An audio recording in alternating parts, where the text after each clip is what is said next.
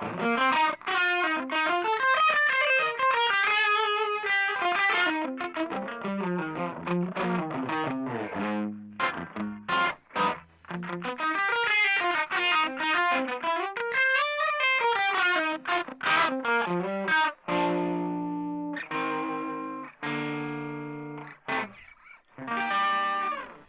guys, how's it going? It's Goose here, hang with Goose, and this is like a really primitive version of streaming that you're going to see on all the other amazing channels that you watch, but I'm just going to do this because it's more fun with the questions coming in.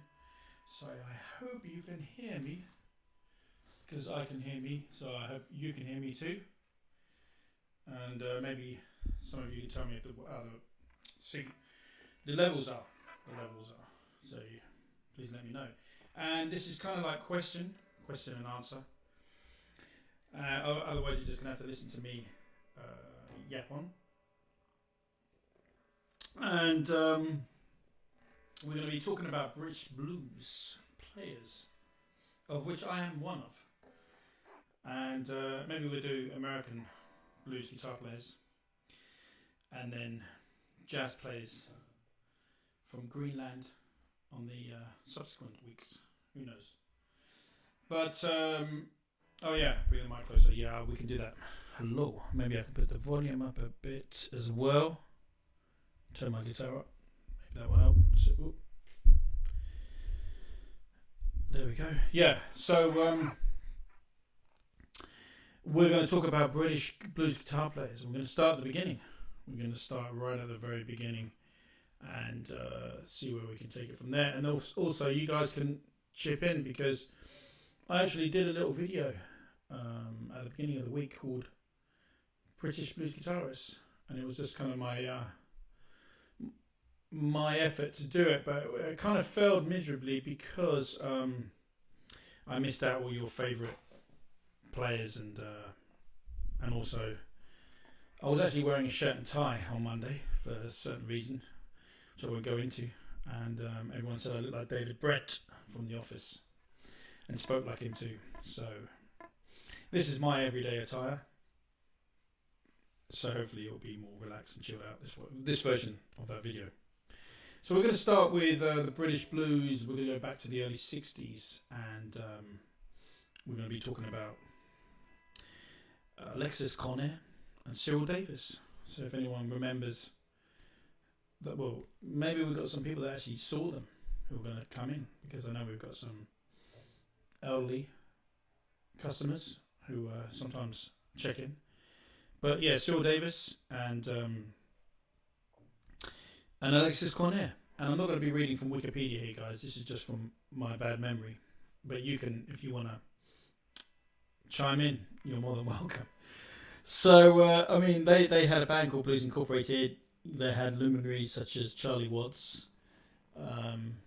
And, of course, one of their favourite haunts was the Ealing Jazz and Blues Club, which was situated opposite Ealing Broadway Station. Any of those of you who know London.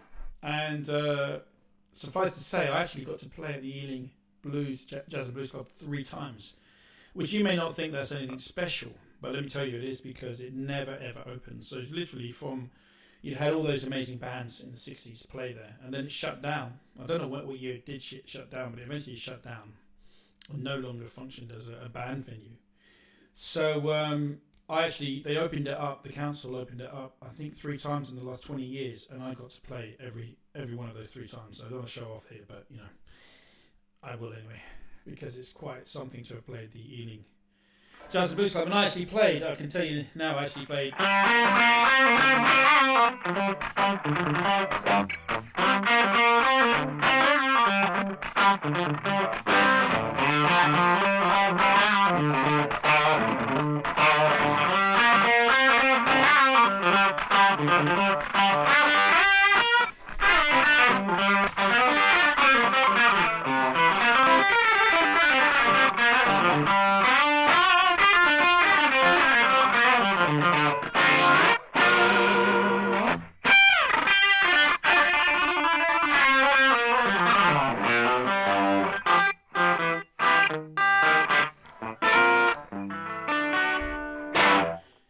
yeah, so I played that tune there, and some others as well. I didn't actually play. I didn't do the old, but I should have done. But I didn't do that one. I think I did. Let me get to this better tone here.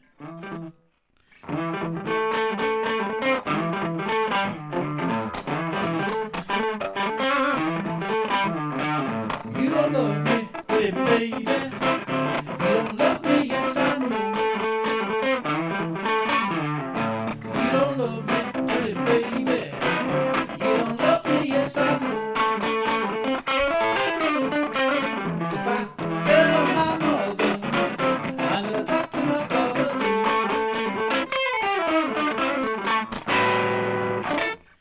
So yeah, I did that one as well. So lots of kind of. But I was also doing an African blues thing as well. So an African band from West Africa who were amazing, and but we did some blues songs. So that was at the Ealing Jazz and Blues Club, which is now called the Red Rooms.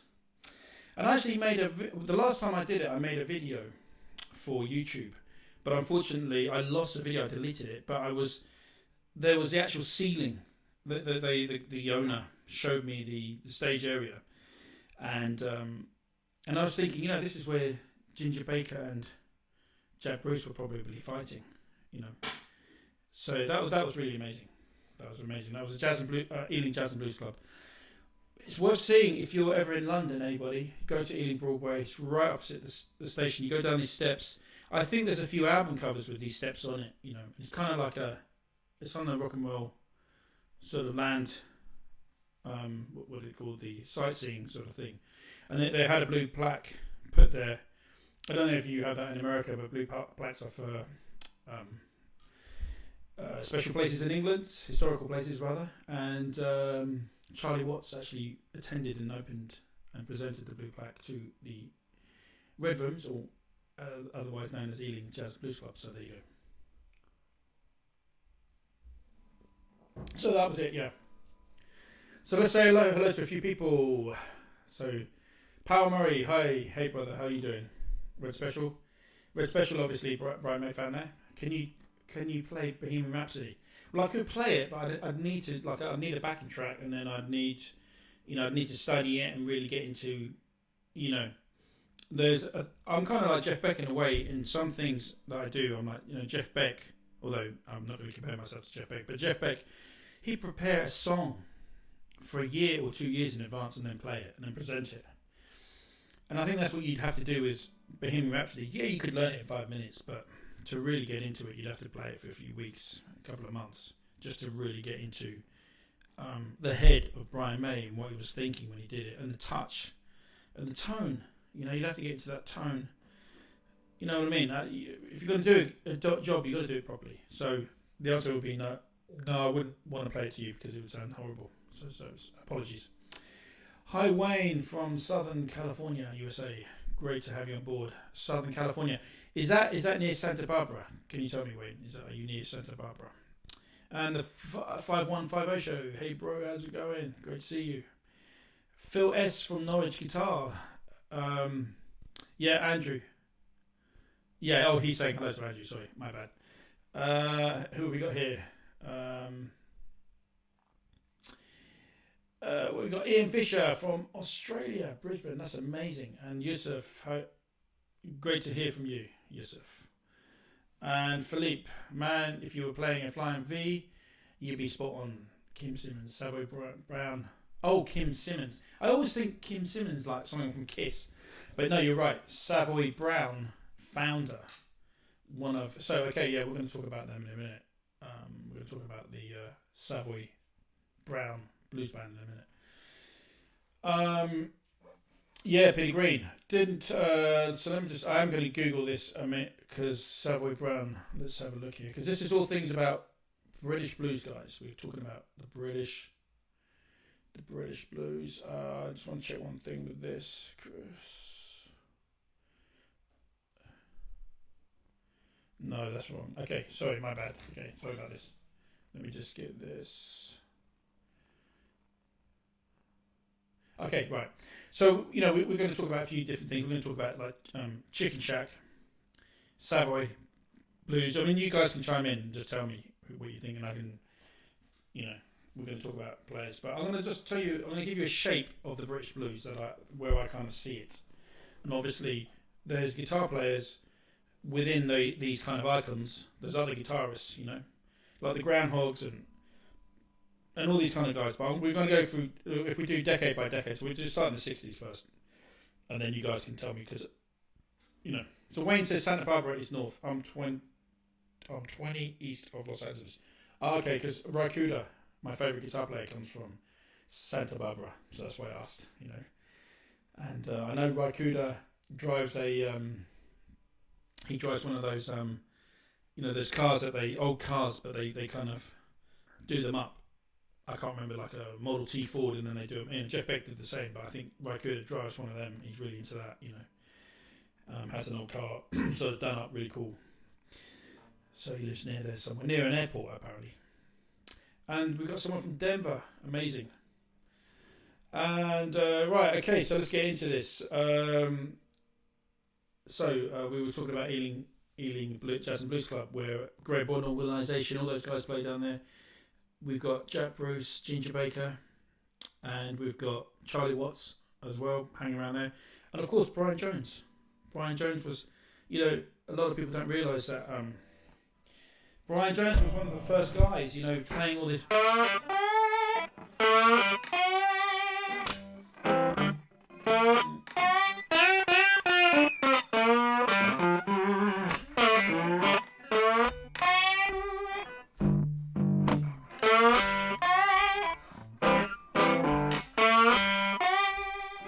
Little Red Rooster.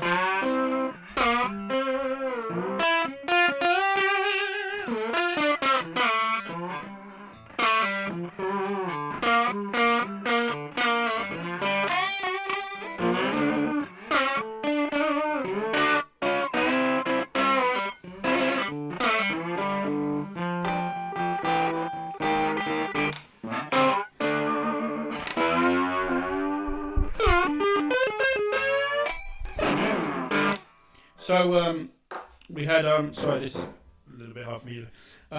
We had the great late Brian Jones, who really was conversant in D tuning and G tuning, and he taught basically Keith Richards how to play guitar. But anyway, he was down there with Blues Incorporated, and he came from Cheltenham. His grave is actually in Cheltenham. Still there. I've been to Cheltenham many times. I have kind of a family link there, but I've never actually. I should go to visit his grave maybe, but I'm not kind of that person that sort of goes to famous people's graves, a bit morbid. But he was going there, really young guy, knowing this Robert Johnson music, which nobody did in the early '60s. Not many people knew it. Well, maybe in England they did it. I'm not sure how many. What was the how many young,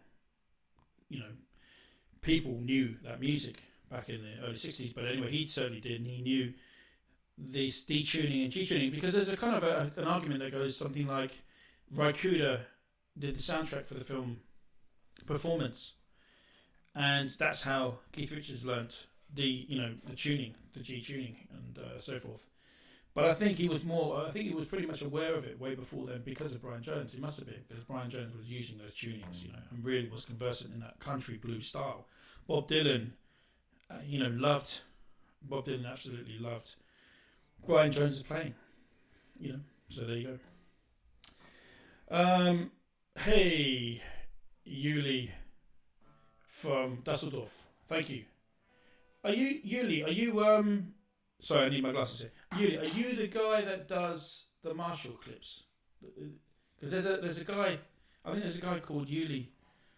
I might have got the name wrong, but there's this guy in Germany who sounds just absolutely amazing on a Les Paul, and he's playing what's called Cream JTM 45s and these kind of original Les Pauls through original Marshalls. You want to check him out. He's some guy in Germany, and he's doing all the whole.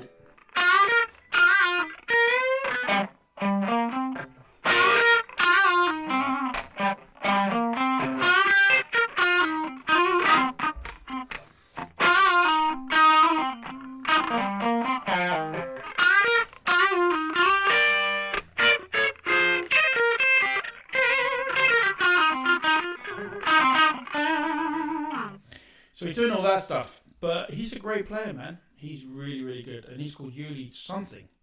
And he's out in Germany. And these clips go back maybe 10 years. I think he's done something recent, but he owns lots of Tweed amps. And I think it's called Twin Sounds or something. But yeah, check him out. He's really, really good. But anyway, I thought, mate, if you are him, then, respect. Even if you aren't him, respect. Anto says, don't forget a great Irish. Yeah, Rory Gallagher. We're going to come to him.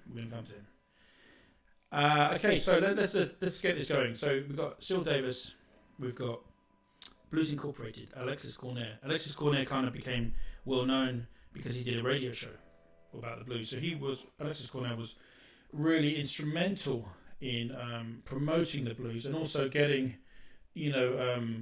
I'm pretty sure he was instrumental in getting the kind of really famous, Chicago, Mississippi guys to England, or he played a part in that, So and he was a skiffle musician, because basically in England you had skiffle. Lonnie Donegan was like the thing where Jimmy Page was a big Lonnie Donegan fan, and then that was how that kind of went into blues. But before blues kind of hit England, everything was skiffle. That was the style. So Blues Incorporated were formed in 1961. I know that because I'm reading from the Wikipedia. And the only guy I didn't mention was Long John Baldry, who famously discovered Rod Stewart at a train station. But also, I actually saw him perform with Robin Ford just before he died, and he lived in Canada, and he kind of like Long John Baldry back in the 60s. I think they had a hit. Blues Incorporated had a hit with a Ray Charles song, which was an amazing version of it. I actually prefer Long John Baldry's version than Ray Charles. I know that's probably blasphemous to say. The Night Time is the Right Time, something like that. So I can't remember the name of the song anyway.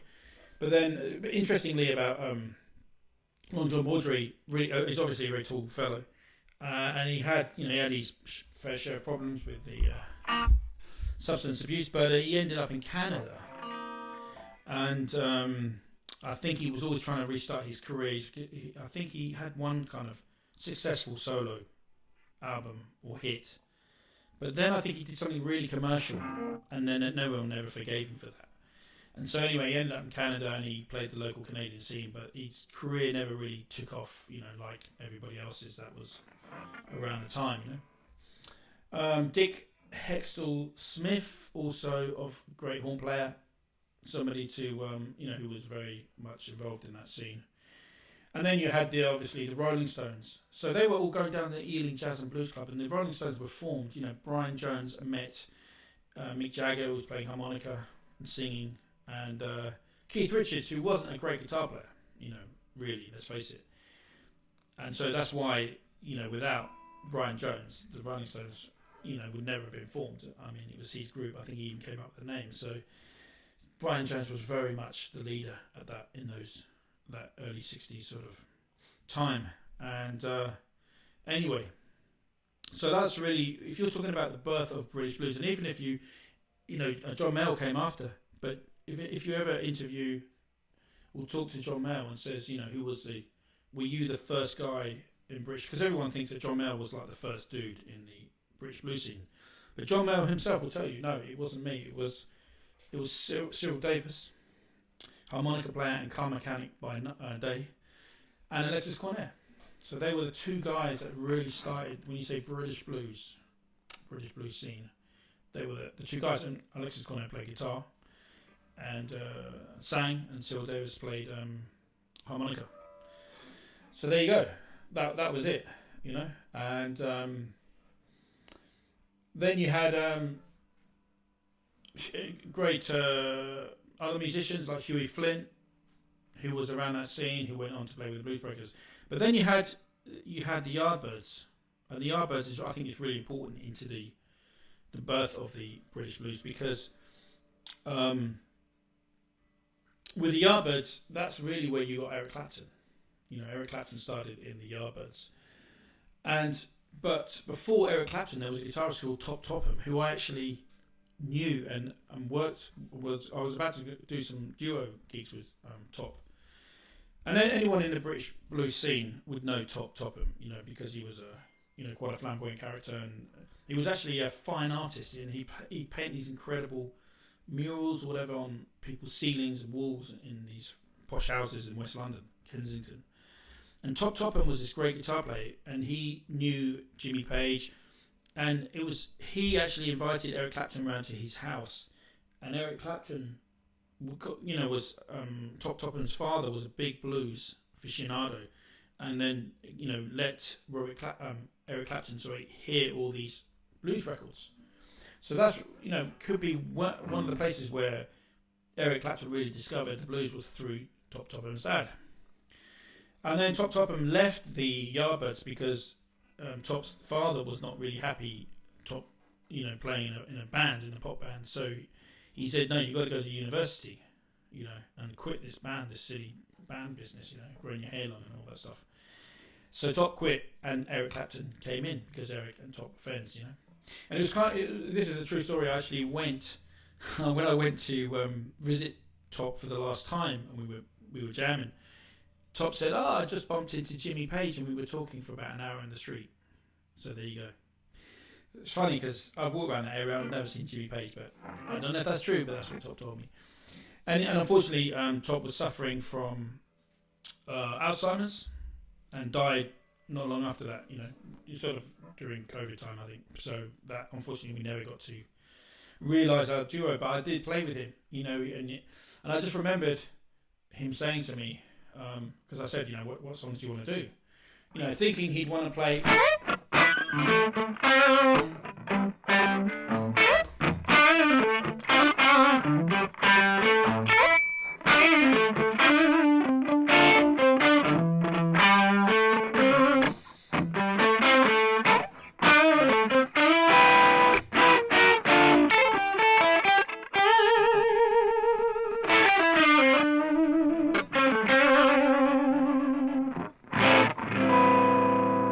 But he didn't want to do that. He just wanted to do B.B. King. So he was really into the kind of every day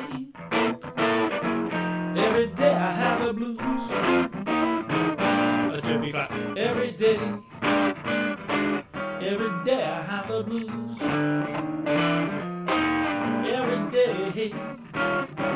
Every day I have the blues. Well, you see me rolling, baby. And yes, you're here to lose.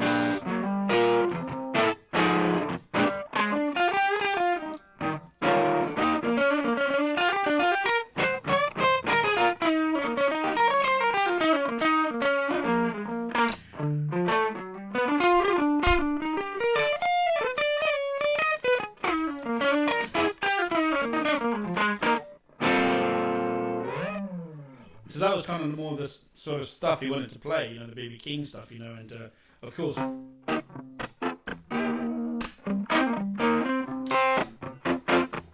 Thrilly's gone, and he didn't want to play any of the Yardbirds. He didn't want to, because I was like, let's play all the old Yardbirds and the blue. And he's no, let's just play B.B. King. So that's it. Where are we? So we're at Yardbirds, yeah. So this is the thing. So Eric Clapton is a pretty competent player in the Yardbirds. We all agree on that, don't we? If you watch some of the Yardbirds stuff with Eric Clapton, For Your Love, I love that song. Eric hated that song. Eric really hated that song. And he got the name Slowhand. He got the nickname Slowhand whilst in the Yardbirds. And people have asked Eric, what does it mean? What does Slowhand mean? And Eric replied, I don't know. I haven't got a clue. It was his manager that just named him Slowhand, just started calling him Slowhand, the manager of the Yardbirds. And it kind of stuck. But Eric Clapton actually didn't know why he was called it Slowhand. It was just the manager of the Yardbirds. I think maybe it was because, if you ever watch, I don't know if you can see this, if you ever watch his beautiful vibrato, Eric's just got this wonderful vibrato. And it's just kind of like, I don't know if I can approximate it. You see that? It's just kind of like pivots.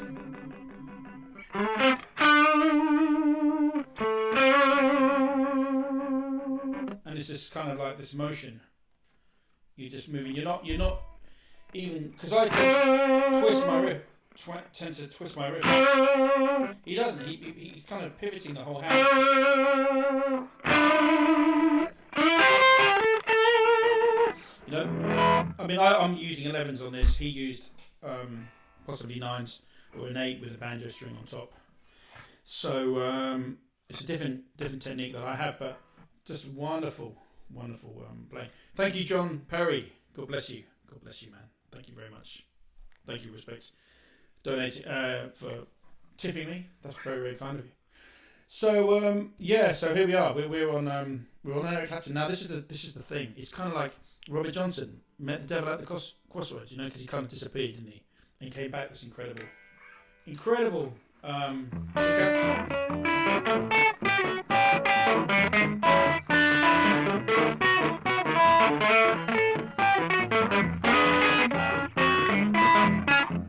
This country picking, which Eric Clapton loved, but he went away, disappeared for a while, and came back. This incredible guitar player.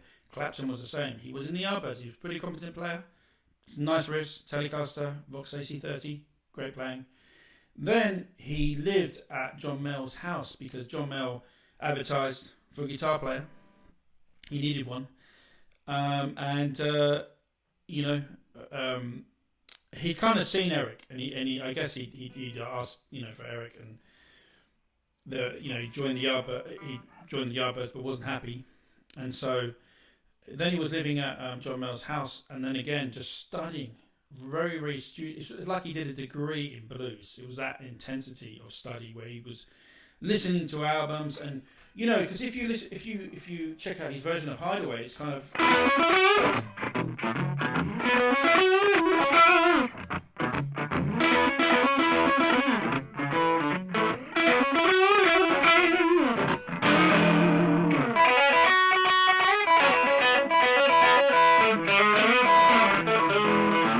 well, that isn't the correct turnaround. His turnaround is beautiful. It's something like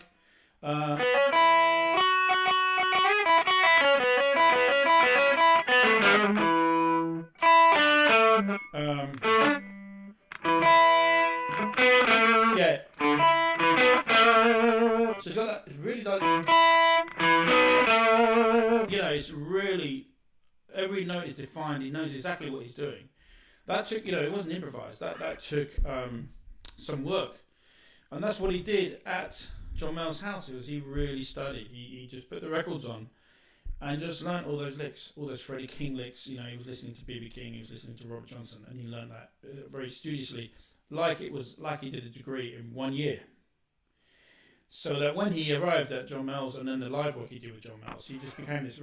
And he was an angry man because, of course, when you know that when you think that your grandmother or your auntie is your mother, and then you find out it's not, you're angry. He's an angry young man, and when you listen to the YouTube clips of him live with the Blues Breakers, he's playing angry. He's an angry player, So there you go. Let's have a look at some comments, guys. So let me just have a look at this, and then I'm gonna maybe catch up on some players that I missed.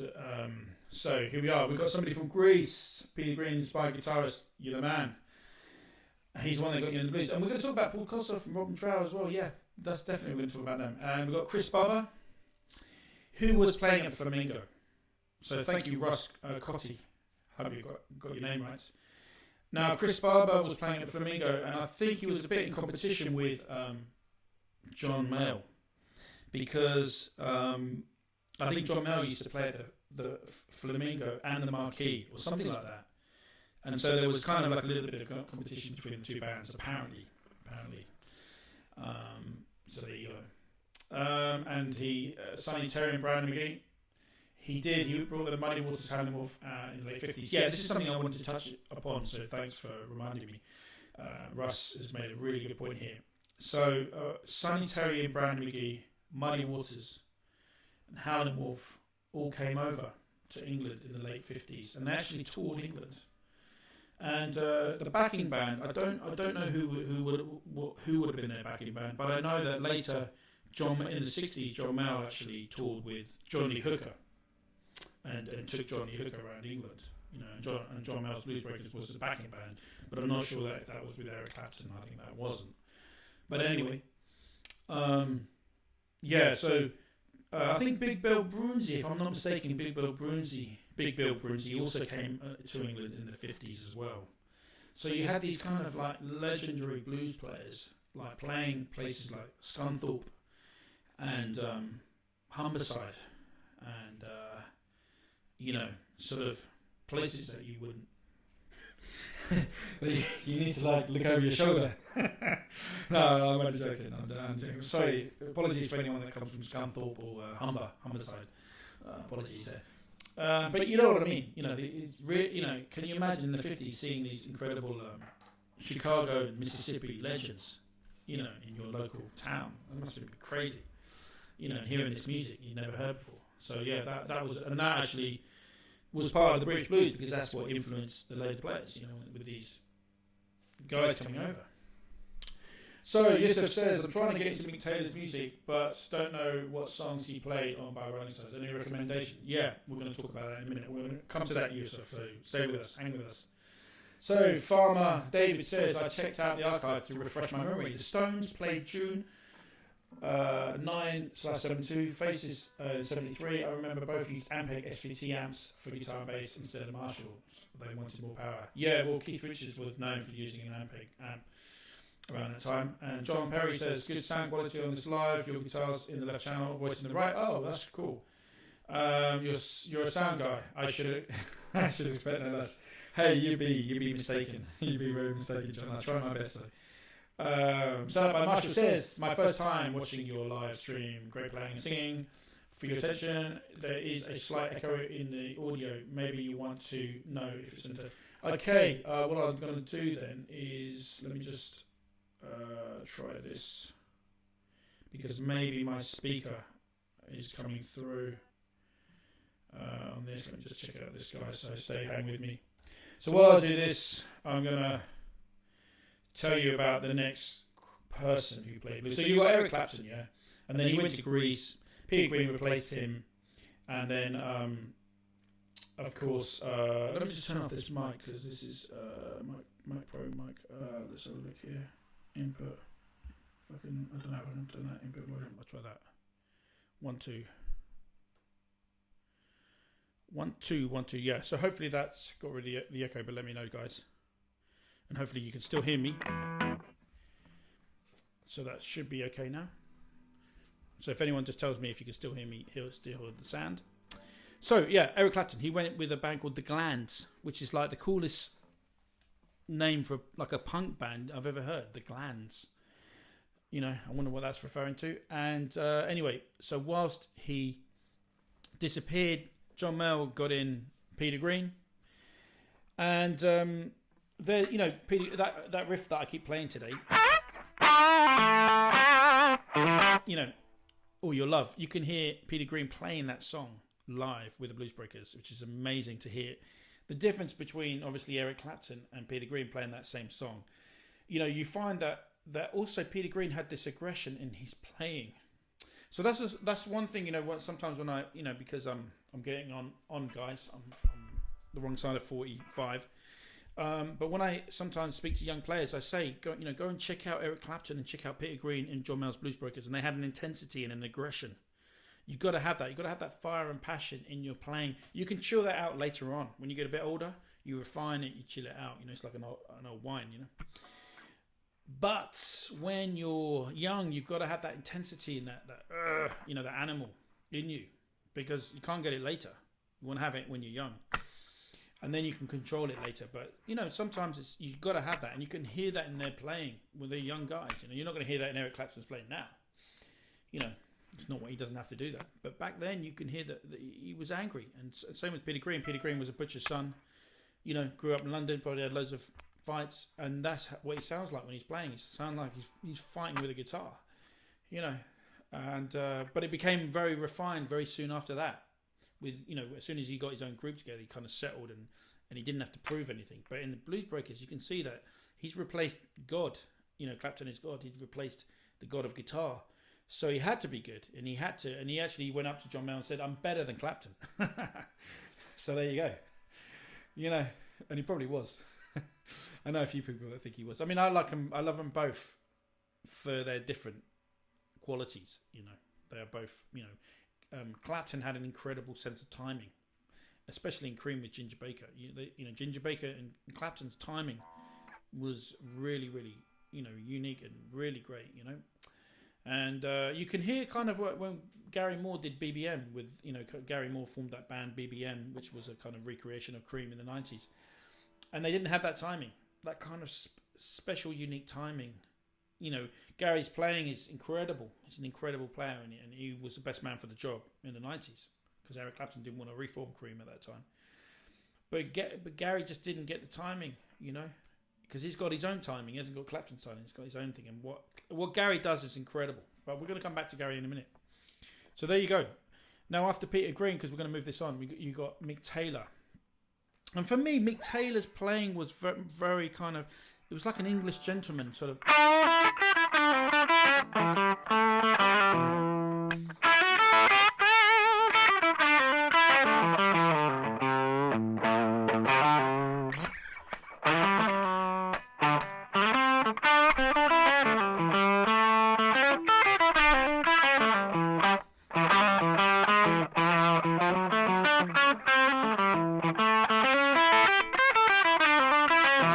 So, Mick Taylor was very kind of refined, and he was a really cool, refined player.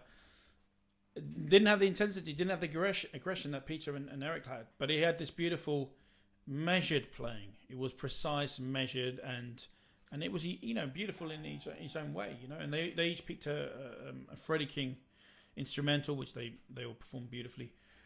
And for John Mayall, John Mayall didn't care. He was just the next guitar player. John Mayall wasn't thinking, I've got three of the best British blues guitarists ever.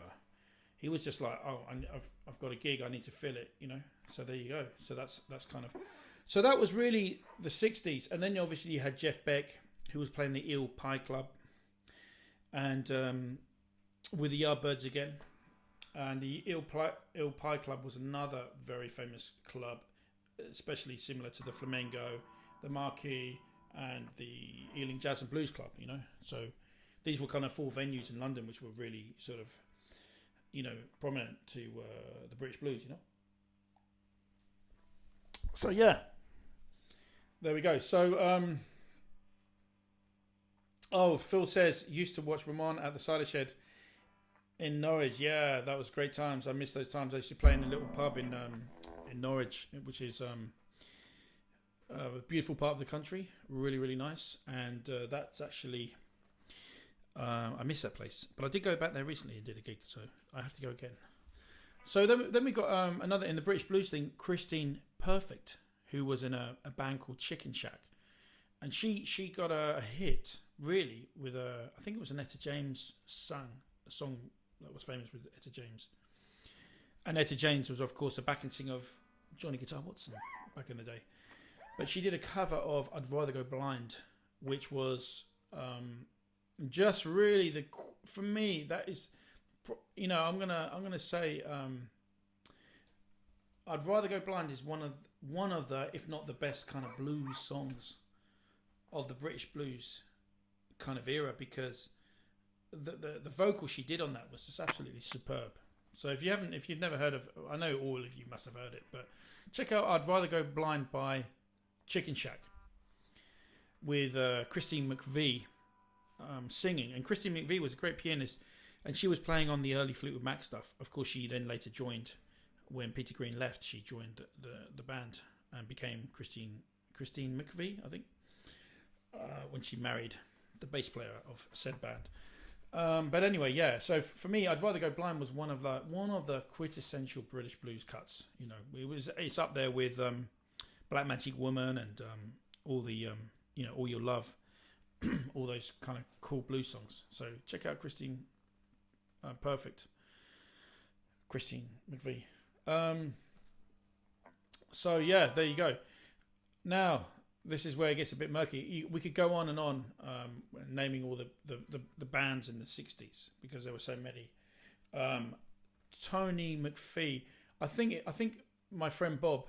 If I didn't mention Tony McVie, I'd be in trouble because he'd he would take me to task, and he was also one of another artist, because another guy we should mention is Mike Vernon, who was the producer of a lot of these bands, John Mayall's Blues Breakers and Fleetwood Mac.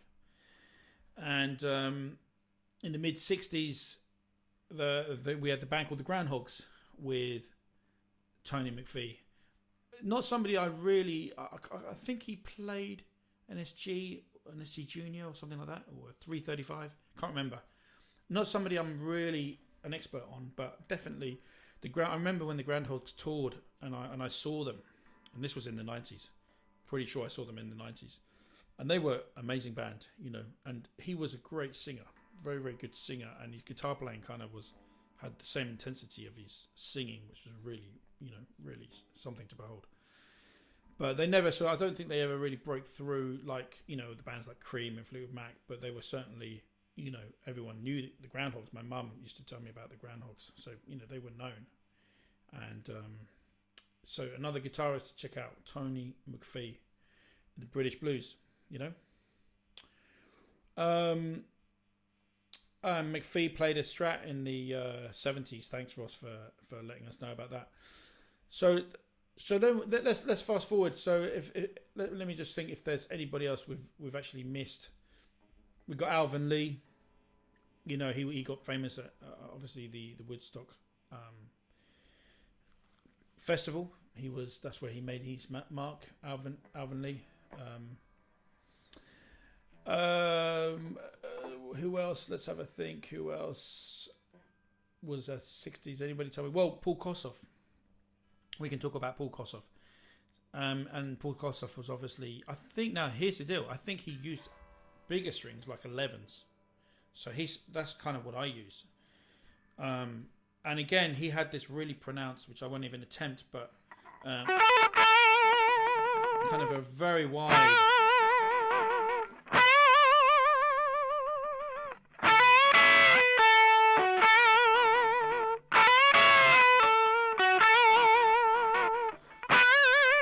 Because really, the hardest technique I think to do in blues is the bend and holding a bend and vibrating the note.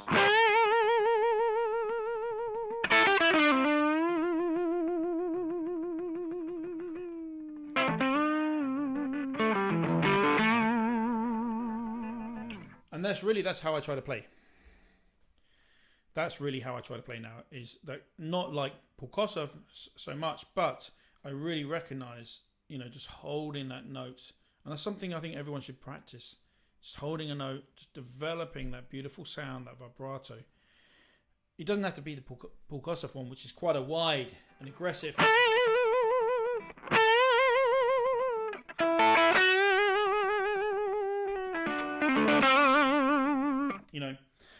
You need an amp, really. I mean, there's an amplifier in that room there, and it's mic'd up. I'm in the kitchen here, and the amp's in the sitting room, and it's mic'd up, and it's pretty loud. So that's how I'm getting this. So okay, so one guy I wanted to mention was Bob Brunning, because he was the first bass player in Fleetwood Mac. Just a kind of a side little story. I played when I had my band in the early '90s, a blues band. I played at his blues club, met him. Lovely gentleman. He ran a blues club in this really dingy London pub. I mean, the pub was like falling apart, and it was like horrible.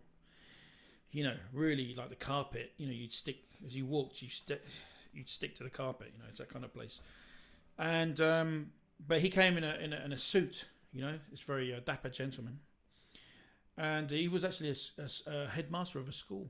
But he played at the Windsor Jazz and Blues Festival, I think, in Bath. Oh, sorry, Windsor. Sorry, it's not in Bath. It's in Windsor. Duh.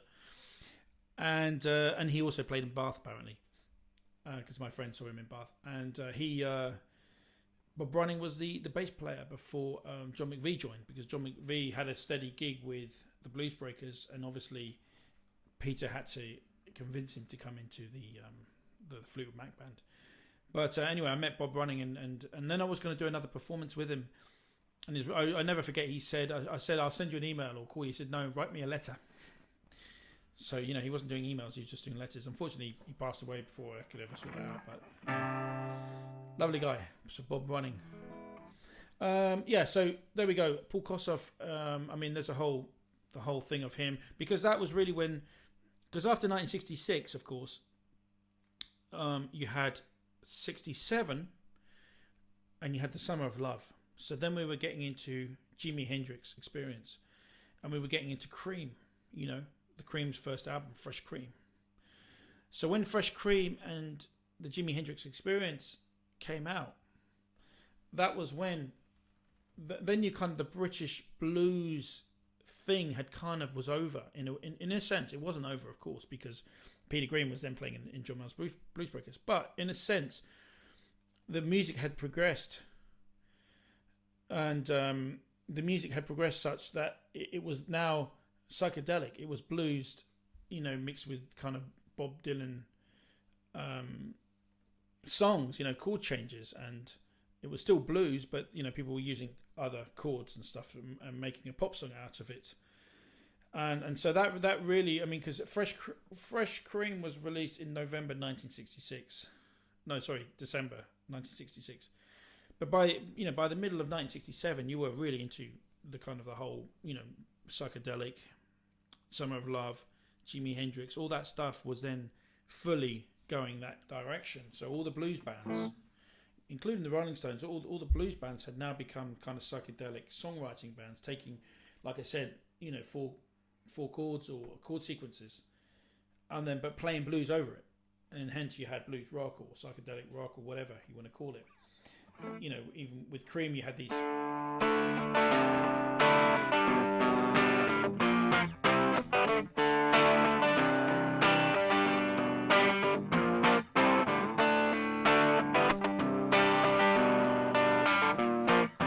Or we're going wrong.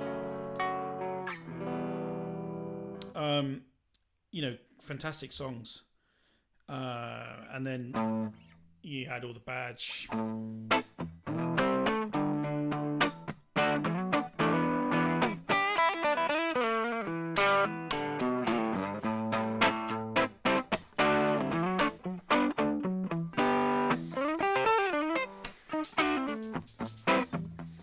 Sorry, I just lost I've lost a knob.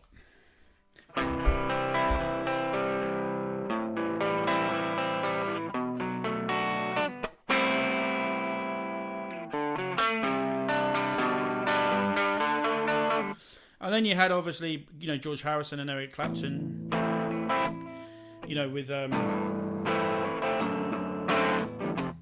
While My Guitar Gently Weeps, and you had proper song forms, but with blues guitar over the top. And that's kind of really where British blues went in the 60s, late 60s, okay? But then you had a guy from Ireland, because we're going to include the Irish. We're going to include the Irish, so you can guess who I'm going to say is Rory Gallagher. So for me, like after the whole Eric Clapton, Hendrix, and all that kind of thing that was going on, Fleetwood Mac, Jimmy Page, all those kind of things, for me, the next kind of really big star on the blues from the UK, in Ireland, whatever, was Rory Gallagher. He was the next big deal. So I remember being 17 and buying an album called The Irish Tour, I think it was, just being blown away by the intensity, the showmanship, the guitar playing, the heart, the soul, just this kind of Irish vibe, because he's playing, I could hear that he was from Ireland, not just from the vocal, but from the guitar playing.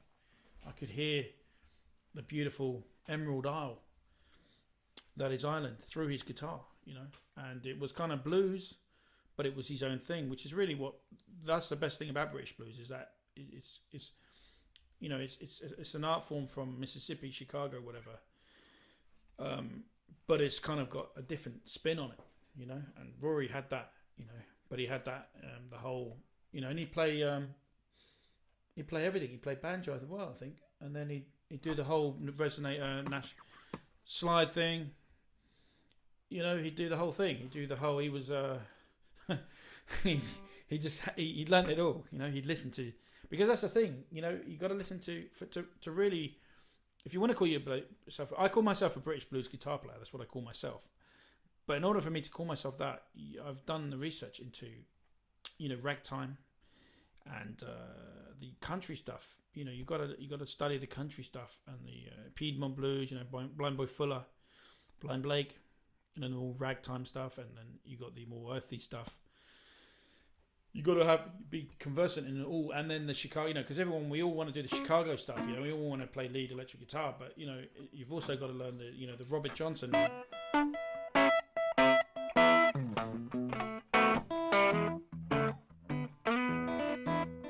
Keep that thumb going.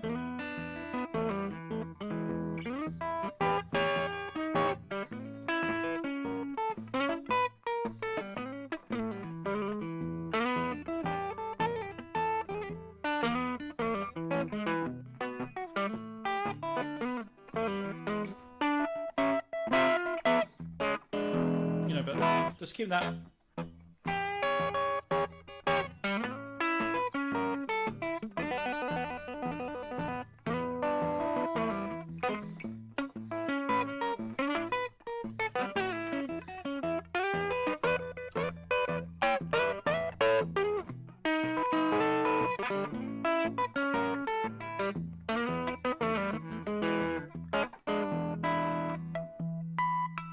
And that's really just keeping that thumb, learning all that stuff. You're not going to learn that thumb stuff, playing.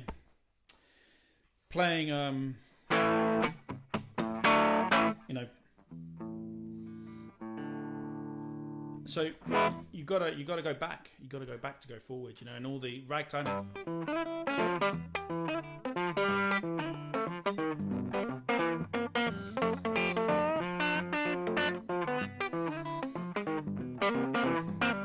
And getting involved in all that stuff, and then you come back to the electric stuff, and then it all makes sense. It all makes sense somehow. It all makes sense. So there you go. That's Rory Gallagher, and of course he was in Taste, wasn't he, before? And Gary Moore was in Skid Row. That's it. And Rory was in Taste. So I always say to young blues players, if you don't know Rory Gallagher, you don't know anyone. Don't be playing blues guitar, because if you don't know who Rory Gallagher is, go out and buy some records and don't touch the guitar until you've listened to at least 2 or 3 of his albums, and then come back to guitar, and you might know what you're doing then. But yeah, I find it very strange when people say I've never listened to Rory Gallagher. It's like, come on, man, come on. How can you know Gary Moore but you don't know Rory Gallagher? So Rory Gallagher, and he was massive in Germany. Some really cool concerts actually with Rory on YouTube with Jack Bruce. And last week, a couple of weeks ago, I might have told you I was playing with Jack Bruce's son at the Ill Pie Club, and that was amazing playing those Cream songs.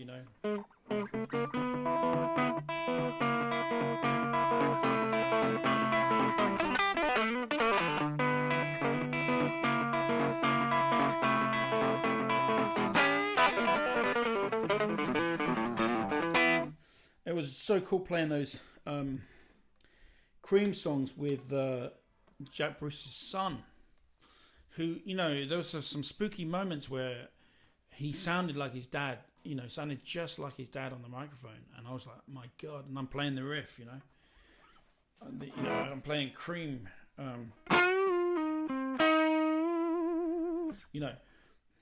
I'm looking around and there's Jack Bruce's son singing. It was just spooky, that was amazing. So thank you to Malcolm Bruce. His name is Malcolm. Check him out. He's doing a band called Sons of Cream with Kofi Baker on drums, and they're kind of doing a Cream tribute, And I'm kind of like, well, if your guitarist ever breaks a nail or breaks a finger or a wrist or an arm, or is just tired, think of me.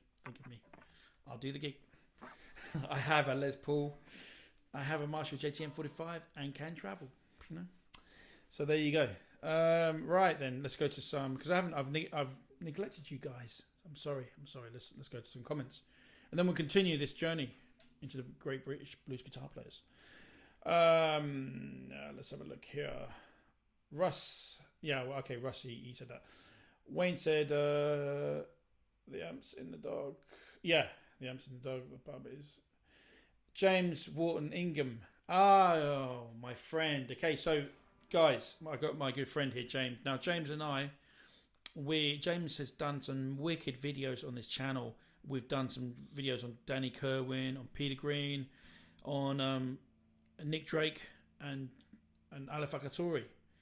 But we're going to do one on Peter Green's later career with the Splinter Group. And James really knows, because James has really been in the scene here in London much more than me, and he knows all the players and people. So we're gonna invite, and everyone loves your videos, James. So we're gonna invite James back maybe next week or the week after, and we're gonna do a video on Peter Green's later career. So it's kind of gonna be like a Zoom thing where we discuss Peter Green's later, and James knows he knows Peter's son, and he knows some background stuff that nobody else knows. So I'm gonna try and get that out of James, and so he can tell us the nitty gritty.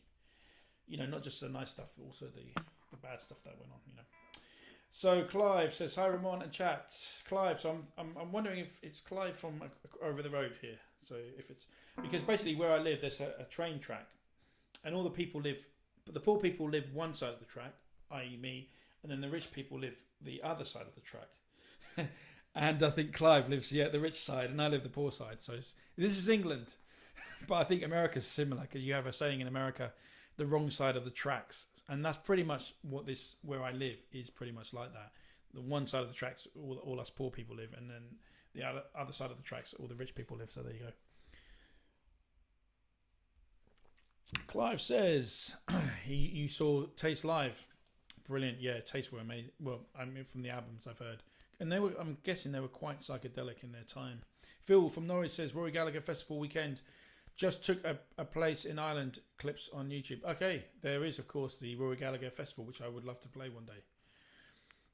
Ed says Rory was heavily skilled. I agree with you, Ed. And Jay Trem, Goose is British. He plays the blues. What's the question? Thank you. God bless you, Jay Trem. I mean, I guess the best thing would be to be American, wouldn't it? Because then if you're American, you got all the Fender amps, you got all that vintage gear, and it's on your doorstep. You can go down to Mississippi and find out where Muddy Waters hung out. So that would be cool. But we're from Britain. We're doing the best we can. Anto say Rory played a mandolin, sax in the early days, sax in the early days of Taste, harmonica. Yeah, man, he was a multi-instrumentalist. He certainly was that. Phil says Sons of Cream playing Norwich soon. Yeah, check out Sons of Cream, guys, because they are playing everywhere. They're playing in America. They're playing all over Europe. And they're really nice. And Malcolm is like the nicest guy you'll ever meet. So if you go and see Sons of Cream, say you know Ramon Goose, say you know the Goose, and he's gonna buy you a beer. I promise you. That's kind of the kind of guy he is. He's a lovely guy. Phil. Oh yeah. Okay. So Nick Van Cash. Hi Nick. One can learn a lot by listening to Magic Sam's fingerpicking blues, in my opinion. Yeah, that's true. That is so true. There's, obviously the famous YouTube clip of Magic Sam playing Earl Hooker's guitar, or it's the other way around. I can't remember. Maybe it's Earl Hooker playing Magic Sam's guitar. I just can't remember which way. But anyway, he has.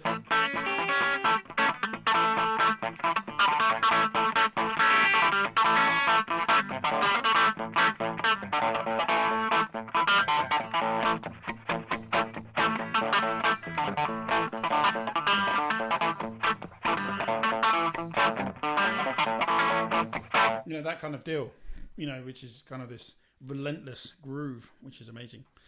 There's no Wolves, not Camden. Okay, that's as close. Who else? Wayne says tracks are good. You can play live all hours of the day. Yep. And Anto says the Rory Gallagher story is on the BBC. I Play Northern Ireland still available. Okay, so thank you for that. Yeah, go and check out. Let's check him out. So right, also in the 70s, let me ask you guys, tell me who else was a great British blues guitarist in the 70s. Okay, because I'm going to probably annoy people by saying I think there was only one other guy really, but I bet you're going to tell me otherwise. There was a guy. Let's have a look at this guy here, because I'm not really familiar with this guy, but Mick Abrahams. Now you're going to know more about him than me, but it's just someone I want to put out there because I just always see his name. I've heard of his playing a few times, but I'm not really an expert on Mick Abrahams. But I do kind of, whenever I'm kind of reading about the blues, his name always crops up. So you could probably tell me more about him. Yeah, Stanwood, we talked about Chicken Shack and Savoy Brown. I think I played with the harmonica player of Savoy Brown, who died this year. Great guy. I think he was a Dutch guy who joined them later, but I played a few gigs with him. Really nice chap. Yeah. So anyway, okay. So apart from Mick Abrahams, there's a guy that I want to mention. Okay, he's called Snowy White. Snowy White for me was an incredible guitar. It is an incredible guitar player, and he's like the quintessential blues man. As James on here will tell you, Snowy White played on In the Skies. Yeah, he started his career. I mean, he had a pretty crazy career actually, because he's played with everyone from like Cliff Richards. He played for Thin Lizzy. I think Thin Lizzy the story was he was rehearsing with Cliff Richards, and Cliff Richards is kind of like the English Elvis Presley. And anyway, cut long story short, Snowy White was then asked to join Thin Lizzy and went over to America with them, So probably when maybe Gary left Thin Lizzy, So that was the case there, and and he also played for Pink Floyd, Snowy White played for Pink Floyd, and later, of course, he played with the great Roger Waters, and he played on the Wall Tour. He was one of the guitarists for that. I think they had two guitarists. I can't remember the other guy. He's a well-known English session player, good guitarist. But Snowy White was the kind of, I guess, the guy that played the kind of soulful. Yeah, and he did his hit was Bird of Paradise. But there's a good video of him playing in Germany. It's a full concert, well worth checking out. I think that was in the 90s. And his style is playing with his fingers, so he's just got this beautiful, he's got the out of face Peter Green thing going, and he plays a lot of the Latin.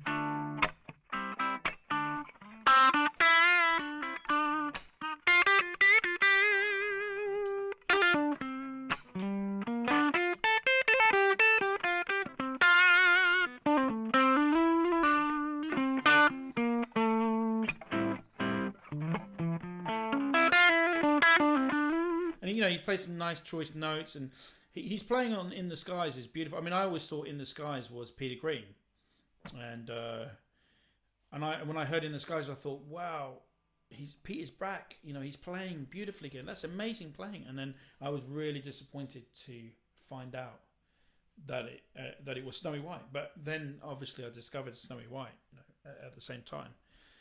Because in the 90s, they released CDs. They had these CD compilations. I don't know if anyone remembers. And you get like a Muddy Waters 3. It was Castle Communications with the label. And you get 3 CDs in a pack.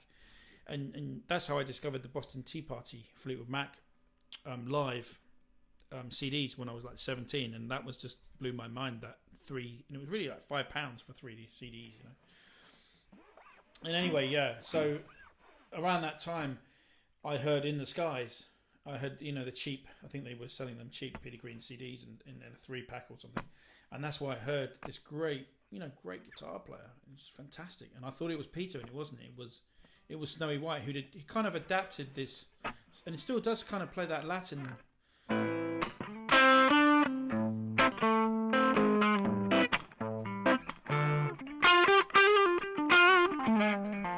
What I noticed is rather than having both of the pickups on, he kind of like, so you get a real nasally.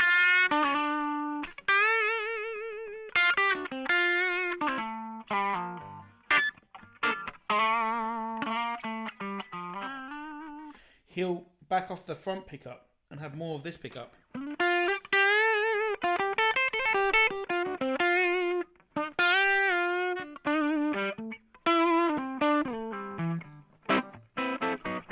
Very measured player, just the right note, the right time, lots of space,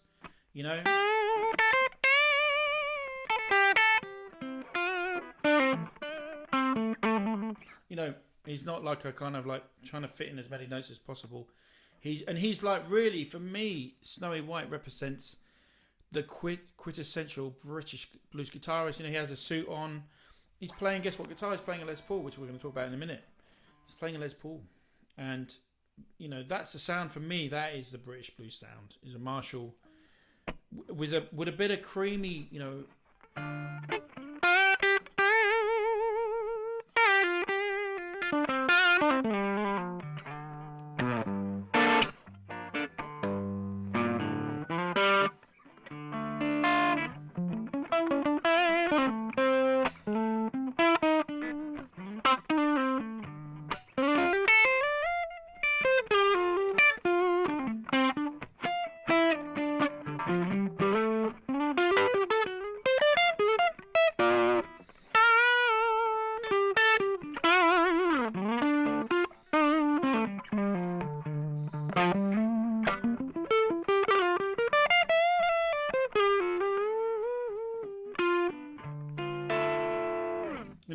that for me, Snowy White's playing. He's a really great guy to check out, and yeah, man, he was like the guy in the kind of the late 70s, coming into the 80s, and I guess in the 80s it was a bit rather different, because obviously in the 80s you had Dire Straits and the Police, and Clapton was playing Nebworth huge concerts with his Soldano rig, and there wasn't kind of really in the 80s, there wasn't, unless you're going to tell me now, there wasn't really anyone that came out in the 80s and made a statement like, I'm a British blues guitar player. There wasn't that happening in England, So in America, you had Stevie Ray Vaughan. You had Robin Ford, and you had Stevie Ray Vaughan. Robin Ford was doing the David Letterman show. Stevie Ray Vaughan was doing, you had loads of great blues players in the 80s in America. In Canada, you had a really great player. I can't remember his name now, but he played with Stevie Ray Vaughan early in his career. He had a little big band, but you can tell me, great Canadian singer, amazing singer. Robert Cray, Strong Persuader album was in the 80s, one of the landmark blues albums in the 80s. With the Memphis Horns, But in the 80s in England, we weren't really focused on blues. But what you did have, you had blues bands, including the Blues Band with Paul Jones. And, Paul Jones' blues band was, really prominent in England at that time, So, as well, the guitar player for the band was Dave Kelly, and Dave Kelly is still a great blues guitar player. So there you go. His sister was Joanne Kelly, who was a blues singer, and if you don't know Joanne Kelly, there you go, check her out, because she was a great blues performer. But anyway, so you got Dave Kelly, Paul Jones, the blues band. Hugh Cadwell has just chimed in and said Climax Blues Band. Again, another great, they had a great guitar player as well, and Climax Blues Band, and also another band called Dr. Feelgood with Wilco Johnson. Wilco Johnson, I'm not going to really do an impersonation of him, but Telecaster and an H&H solid state amp, and it had this crazy right hand, which I can't...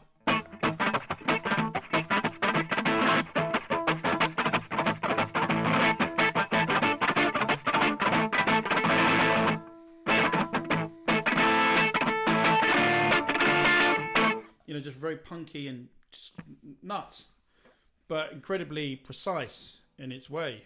Very precise. I'd have to practice that, actually. I was just trying to do that off the cuff and I couldn't get it, but he had this incredible rhythm, very sharp, and was just kind of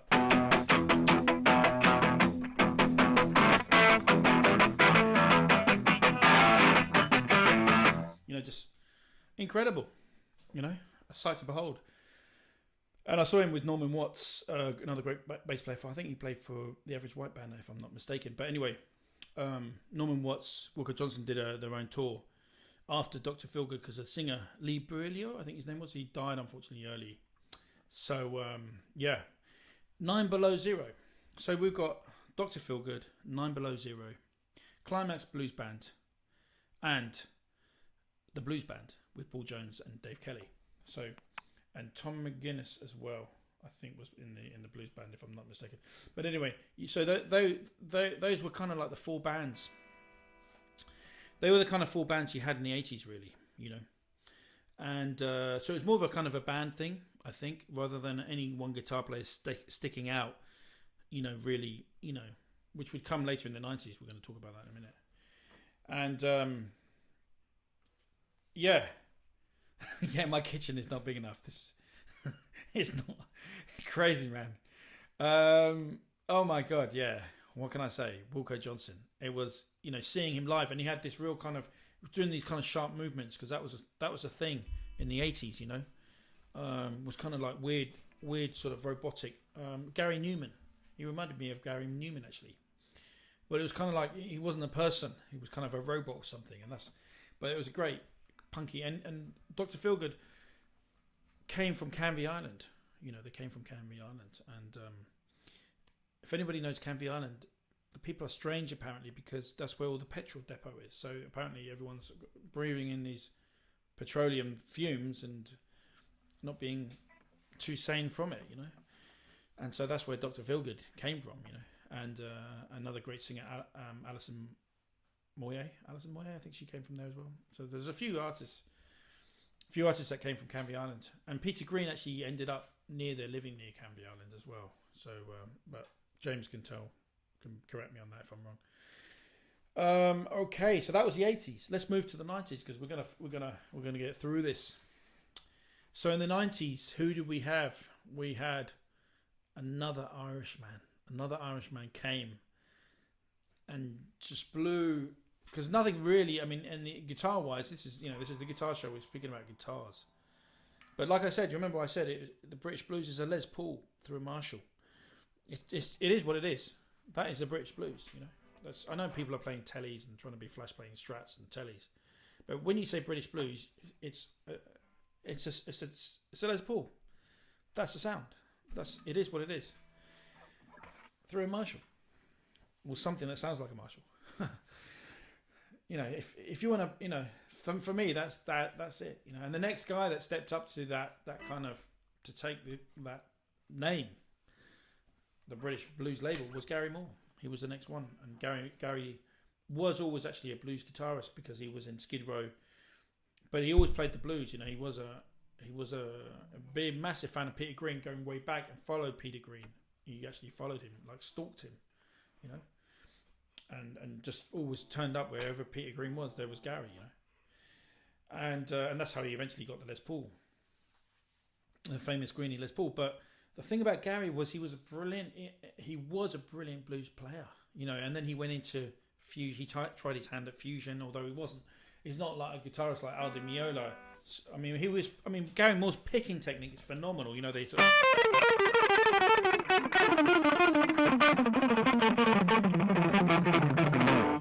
you know, he had those kind of Al Di Meola-esque, you know, 16th runs or whatever down, and he had that, you know, he could do that with the right hand, even though he's left-handed playing right-handed. But he was, you know, and then he got into the spandex, wearing spandex tight trousers, and, you know, putting the hair permed, you know. I mean, if I had hair now, I'd probably do the same, but I don't have any hair, so. But yeah, he was, you know, he became a heavy metal guitarist in the 80s, you know, which was really strange. And he had this big career, you know, obviously with Thin Lizzy, Parisian Walkways, which he wrote with Phil Lynott.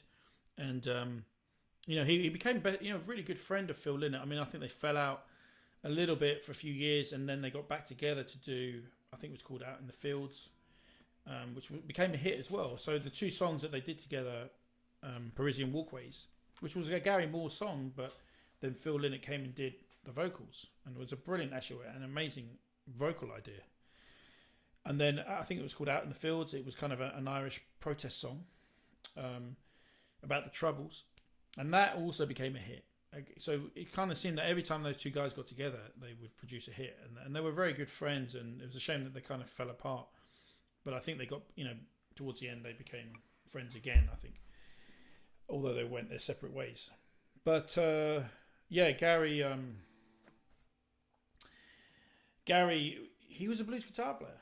He just took a detour, and detour unfortunately took him to this. Well, fortunately actually, because he made some money out of it, and he took him to the heavy rock thing, and that's what people, that's what, when you're playing guitar in the 80s and you want to make money, what are you going to do? You're going to play heavy rock. That's just what everyone did, So then he's converted. Then he's bought two Les Pauls.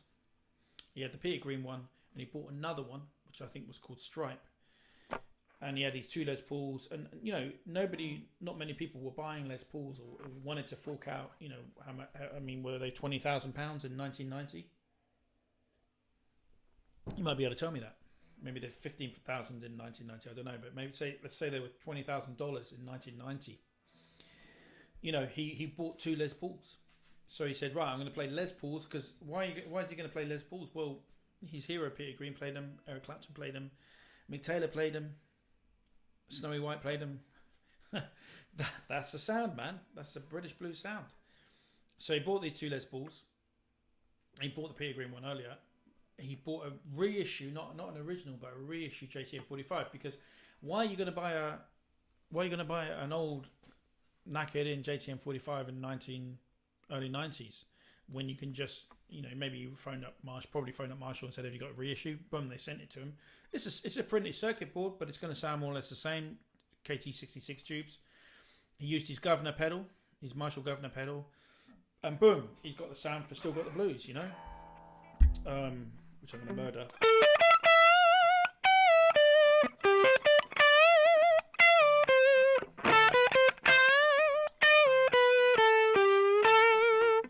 She's got this beautiful.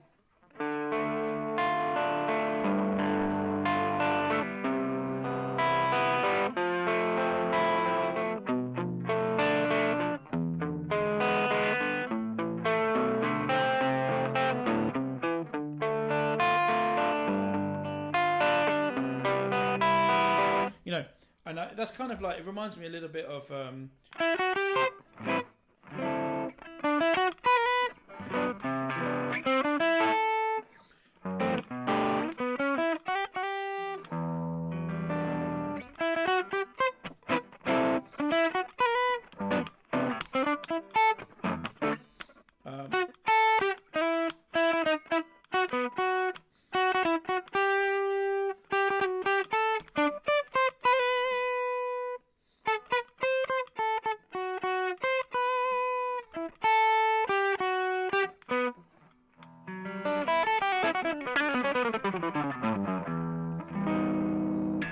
and it also reminded me of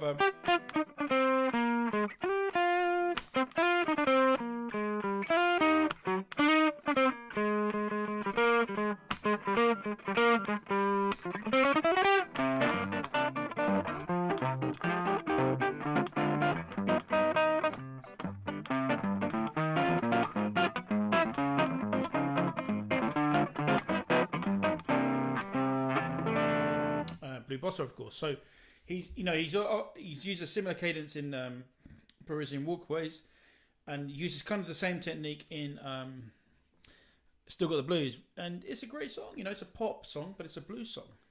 It's and it is really polished. The thing about Gary Moore was it was extremely polished playing, and we all know a modern player from America who basically took Gary Moore's template and used it to great success. But I'm not going to mention any names because he's actually a very great guitar player.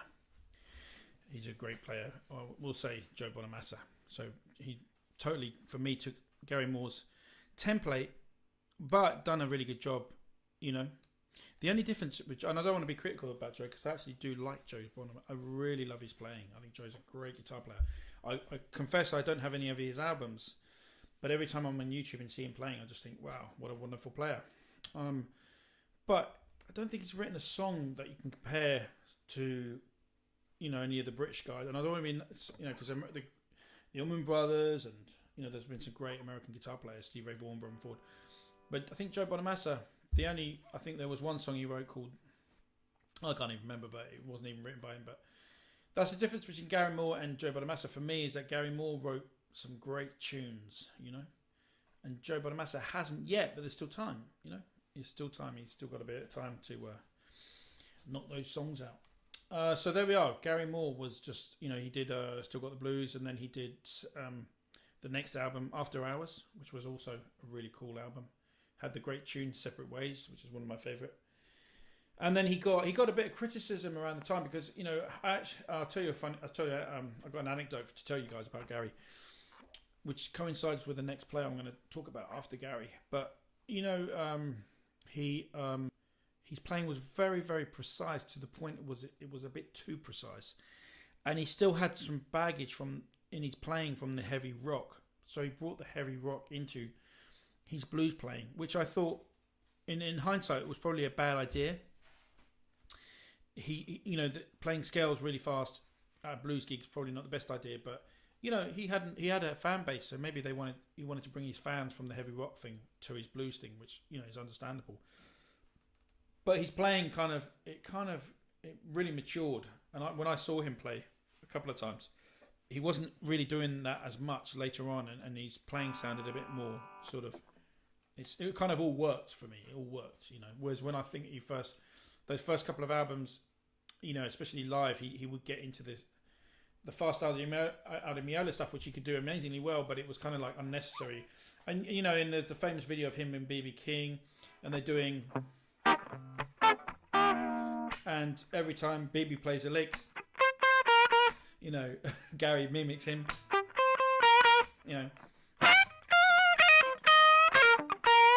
and then Gary would go, and then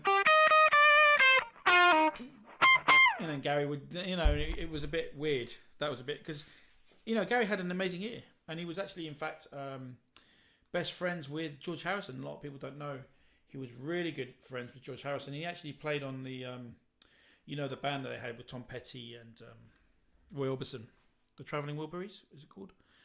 Yeah, and Gary Moore was actually invited to play on that album by George Harrison, and then Gary was invited by Bob Dylan to go on a world tour. But then Gary said nah, because he had his own thing, and I think Bob Dylan was a pretty intense guy, and you might end up going crazy, Slow Gin is a Bonamassa tune. Okay, yeah, but unfortunately, Slow Gin wasn't written by Bonamassa, so one could say Slow Gin was probably the best song that Bonamassa's played, but it wasn't actually written by Joe Bonamassa. Yeah, I think it was two co-writers, but it was by someone else. Yeah, there you go. Slow Gin. Robert says it's by Tim Curry. Yeah. So, yeah, but hey, Joe Bonamassa's still young. He's a great guitar player. He's really good for the, he gets a lot of people into guitar. Good for him. He's still young. He's got time to write that song. There's still time. So from Gary Moore, really, there were some players in the 90s. Steve Ray Vaughan kind of died, and then you had because we're trying to get through. I'm only going to mention a few more players. We're going to wrap this up soon, but in the 90s, you didn't really, because I was living in Germany. My dad was a builder, and I was playing in pubs, Irish pubs in Germany, and so you got people in Germany like Ronnie Earl. You got these great American guitar players, man, like Roomful of Blues and all those great players, and we really didn't have that. We didn't really have that quality. We had Gary Moore, and Snowy White was still playing, obviously, and there was a few guys. There was probably the guy I'm going to mention him. He sadly died, but there was two good blues guitar players that I kind of came into contact around that time, and there was a guy called Denny Newman who could also played the Les Paul, did the Outface thing and the Peter Green thing, and Denny Newman was a really great player. So check out Denny Newman. You can see him on YouTube, but he unfortunately passed away, I think. But I actually spoke to him. I did speak to him before he died, but he was another great player. I hope he hasn't died, but I think he has. I think he did pass away around COVID time. And then there was another guy who I replaced, who played in a band. Now, what band did he play in? He was a great picker, and I replaced him in a band. I think, yeah, he played in Dr. Feelgood. The guitarist in Dr. Feelgood, I can't remember his name. He died as well, but I replaced him in a band with a Jamaican singer, and that's where I first heard. So I'm actually working on an album, guys, a blues album, which I wrote 12 years ago, and I've only just come back to finishing it off. And I'm doing a reggae version of Black Magic Woman. And Jippy Mayo, that's it. So I replaced Jippy Mayo. So thank you very much, Russ. You encyclopedic knowledge there. So, and I remember this, I can't remember, I'm terrible with names, and this Jamaican singer did a reggae version of Black Magic Woman. Because Dennis Brown, great, incredible voice, did a Jamaican version of, reggae version of Black Magic Woman. And but I first came across this this reggae version of Black Magic Woman from this singer who was Jamaican, and Jippy Mayo had been playing with him, and he left. He'd left one day. I don't know why. Maybe because the Feelgoods were touring, and I had to replace him, and I was 19. And anyway, they had a great pianist who was quite well known in this blues scene, and that's where I first heard the reggae version of Black Magic Woman. So I thought, wait a minute, but it had terrible guitar, because Dennis Brown's voice is incredible. It's incredible reggae. He was only young when he cut it. It's just got this soulful voice, which just blows your mind. And but the guitar playing is atrocious. It's terrible, but kind of cool it's kind of terrible cool, if you know what I mean. Like on some of these 70s Nigerian high life records, the guitar playing is a little bit out of tune. It's got this kind of out of tune lilt to it, but it's cool because it's so out of tune, And that was like the reggae version of Black Magic Woman. You should check out if you don't know it. It's by Dennis Brown, amazing reggae singer from Jamaica. And this Jamaican fellow in England, was doing a cover of it with Jippy Mayo, and then he left in the night. So that's where I've just actually recorded this reggae version of Black Magic Woman on my new album, which is hopefully going to release in a month or 2 months' time. So you're going to hear me attempt that, because I feel like, Black Magic Woman started off as a Latin tune, then Santana kind of made it more Latin. There's no point doing that, another Latin version of Black Magic Woman. So I thought the reggae version that's out there is good, but the playing is not good. So I'm making a statement saying, okay, here's Black Magic Woman with some, hopefully some good guitar play. So there you go. Walter Trout wasn't English, was he? He was American. Walter Trout was American. We're talking about British blues guitarists. So we're going to fast forward. Because I'm going to get out of here soon. But we're going to finish on a player.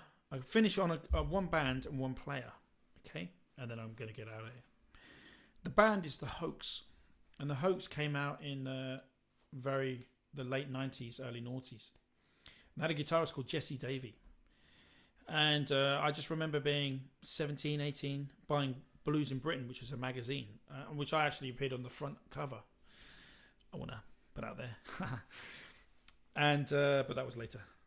But when I was a budding student of the blues, I remember reading about this band called the Hoax from Devizes in the West Country.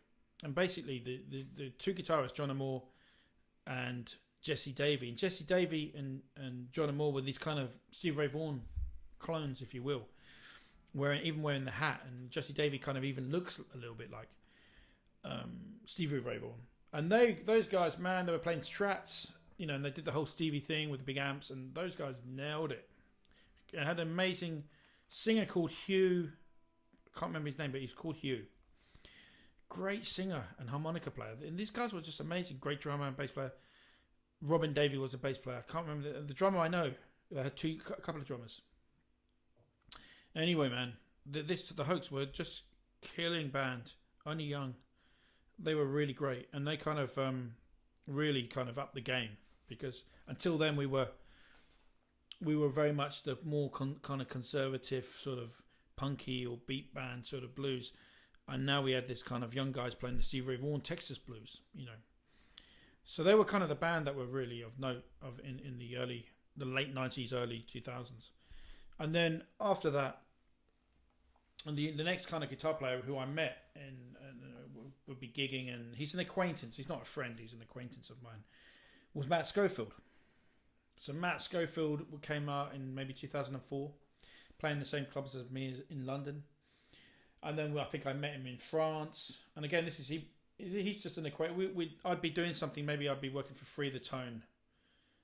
I'd be doing Free the Tone or something, and he'd be doing also some promotion for them, and we'd meet in a studio or something like that. And he's a nice guy, very nice guy, and great guitar player. And the thing about Matt Schofield is, until he came out, you know, the guitar playing, it was the Les Paul and the Marshall, you know, or else the Steve Ray Vaughan thing, you know. But Matt came and he kind of mixed Steve Ray Vaughan, Robin Ford, and Albert King and Albert Collins, you know. And I mean, he had the whole, you know, the half step, whole step scale from Robin Ford, the old trick where you get to the 4th bar and the 12th bar, and on the 4th bar, you put that half step, whole step scale in, and you resolve it to the 4 chord. And he had the famous lick, you know, that famous Robin Ford lick that's on, I think it's on Misdirected Blues anyway. But, you know, he had all that going, and then he had all the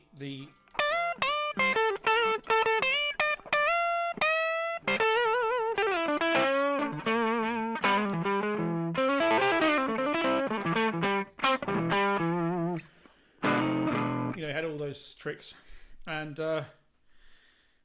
he was the one that kind of, you know, he just moved the level up, you know, because I mean, however good Jesse Davey was very much in the Steve Ray Vaughan, and he was amazing at doing it, probably the best in the world, really, at doing it. And there's probably no one going to be better than Jesse Davey ever at doing Steve Ray Vaughan, in my opinion, because he just went all out. He went balls in to get that guitar tone.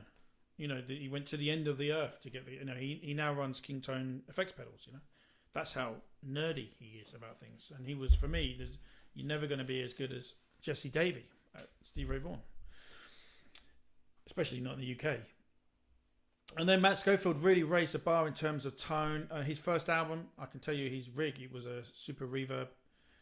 It was a 62 or 63 Strat. Rosewood neck, obviously. He had a George L cable and a red snapper pedal. So I got the same. I can tell you I didn't sound the same as him, though. Which is cool because you have the same gear, but you're not going to sound it. But I had a Vibreverb with a 115 instead, so I didn't have the Super Reverb. The Super Reverb was his trick, you know. That was his kind of secret weapon, you know. Although he didn't make a secret of it, but that was really the Super Reverb was what, you know, really great. But there's the album to check. The only album I would recommend is Matt Schofield Trio Live, that first album. You know, got a great drummer, Evan Jenkins, and Johnny whatever on Hammond. But Matt's playing and Matt's tone on that album is just like, you know, as good as any Peter Green, Eric Clapton. It's on that level. The playing's on that level. And this is a live CD, live CD that I bought. I was blown away. I thought, you know, if you thought you were good, you know, in 2004, and you heard that album, you'd be like, shit, I need to practice. It was that kind of situation. You know what I mean? It was like that. So, you know, Matt really raised the bar, but then he changed his rig. And I don't know why he did it. He went to 2 Rock. I guess, you know, you get endorsements deals and so on and so forth. And he lost that kind of special magic for my ears. He lost that very sort of that. He was 90%, 99% of what he could have been. You know, they said 1% that he lost it because he just changed his gear. But when he had that first Super Reverb red snapper pedal, you know, the original hand-wired red snapper pedal as a kind of a boost thing, it was just like perfection, you know. So I'd love to see him go back to that Super Reverb. So that really was for me the kind of the guitar player that really, you know, raised the level and you know took the British blues, really, I guess, modernized it in a way. You know, modernized it in a way with the Strat. You know, he's playing a Strat now instead of a Les Paul. And the funny thing is Eric Clapton Dave Gilmour, Jeff Beck, pretty much everyone, even Peter Green, ended up playing Strats, and none of them played Les Pauls. So that was kind of maybe now the British blues thing is playing a Strat through a super reverb. Who knows? Or a two rock, a fancy boutique amp. But I'm going to finish this, guys. Thanks. There's been some. I mean, people are mentioning some great bands since Matt Schofield. Some great guitar players since Matt Schofield, and you probably know more than me about that. But for me, I'm going to get out of here. But let me just end on this one anecdote. I was a friend called Otis Taylor. I went to see Otis Taylor. Otis Taylor is this amazing singer from Louisiana. Huge man. Incredible blues voice. And very interesting songwriting. Very interesting. Has like a cello sometimes with him, and guitarist that kind of plays the guitar like a banjo. Very kind of trancey blues. And anyway, I was invited to the show, and Matt Schofield was supporting him, And Matt Schofield, come on, Matt Schofield's music is very much guitar orientated, okay? And I was with my girlfriend at the time, and she was bored, and this is nothing, I was like watching Matt Schofield thinking, oh my God, and he was actually using a 2-rock by then. And they came in on first. It was at Bush Hall in London. And I was like, wow, that's an incredible tone, incredible playing. And he did this kind of Albert Collins thing. It sounded just like Albert Collins, But my girlfriend was bored. And she said, is it going to be, the whole gig going to be like this? And I said, oh, it's his guitarist, Anyway, Otis Taylor came on next. And she kind of was like, okay, this is more interesting.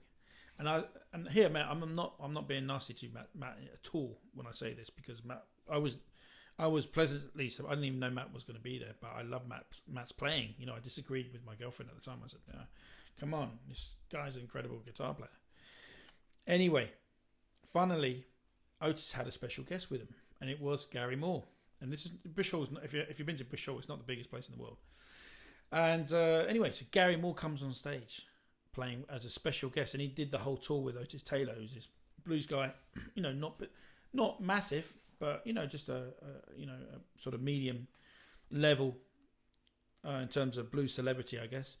And Gary Moore really took a liking to Otis Taylor's music and said, "I'll come and play on the tour for free for the whole tour," and he did. That's how Gary Moore was. And Gary is funny because Gary Moore, there was this Marshall in the background. I was wondering what this Marshall Stack was doing, and then there was this guitar tech who brought out he had a little towel and a Les Paul, and I was thinking, oh my God, something special is going to happen here. And of course, Gary Moore walks on, and then everyone's like, hey, cheering. And then Gary Moore just started doing this crazy, over-the-top blues soloing, And then my girlfriend, who at the time, she was literally standing on the seat, just loving it, going, this is amazing. This is amazing. And I was like, really? Because, Gary Moore was just kind of, it was over the top. It was really flamboyant guitar playing over the top, but it was amazing. It kind of Gary drew you in. This is the thing about showmanship. Gary just drew, even though it wasn't like, bona fide, really authentic Chicago blues. What it was, it just drew you in. He drew you into his music. Anyway, there was a halftime interval, and I went to the men's room, and on the way I met Matt because he just played, and so me and Matt we were both talking about Gary, and we were, how surprised we were that Gary was there, and Gary Moore came up and saw Matt, and I was with Matt, and he shook Matt Schofield's hand, and he shook our hands and that, and tall guy, Gary's tall and big hands, I thought he was shorter, but he's taller than me, big hands, strong hands, and anyway, he went, and he said, but before he went, he said to Matt, he said, great playing, really like your playing, and I think Matt said, oh, yours too, yeah, no. But after that, after Gary left, Matt was kind of like, you could see in his face, he's like, a little bit starstruck because he just shook Gary Moore's hand, and Gary Moore had said he was great. So that's my anecdote. So, just in case, nobody else knows about that. That actually happened. Gary actually went up to Matt Schofield and shook his hand and said, "You're a great guitar player." So there you go. Gary was a humble guy, and he was a nice guy. He was a nice chap, in case anyone thinks otherwise. So that's my Gary Moore, Matt Schofield story, and we're going to end here tonight because it's getting a bit late. It's 10 o'clock here in England. I'm going to play you out with some slow blues, and this is rather aptly titled 3 hours past midnight. Thanks everyone for hanging with the Goose. You've been amazing. God bless you all. And till the next Hang with Goose, I bid you farewell. And this is Johnny Guitar Watson's 3 hours past midnight, the instrumental version.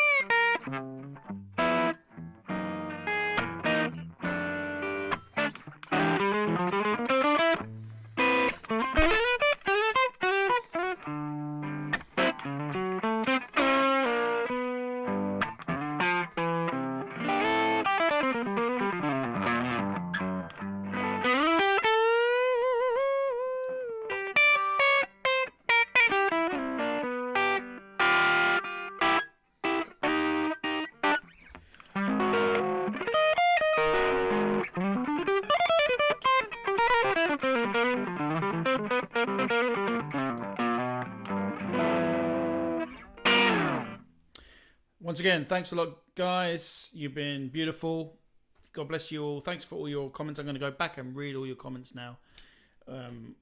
All the comments that you've kindly sent me, and thanks for supporting the channel. I'm going to be back with a video in the next couple of days called The Guitars of B.B. King. So check that out in the next couple of days. I'm going to release that. But until then, have a good night. Take care and stay safe. See you soon.